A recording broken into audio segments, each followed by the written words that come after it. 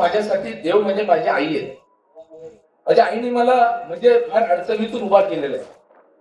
आणि अडचणीतून उभा केल्यानंतर मी का एवढं धडपड करतो. मला बरेच जण विचारतात का भैया एवढी धडपड करतात.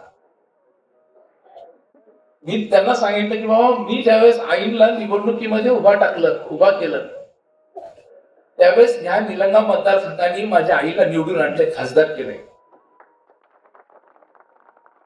म्हणजे जेवढे उपकार तुमच्या माझ्यावर आहेत ना, माझ्या आईला जे तुम्ही सर्वांनी खासदार केलं ना, तर माझ्यासाठी फार मोठी गोष्ट. आणि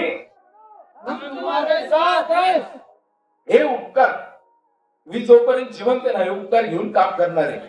आणि माझ्या भागाला जे जे विकासाचे काम करता येईल, मी माझ्या कातडीचे जरी जोडे करून तुम्हाला घातले ना, ते देखील कमी आहे.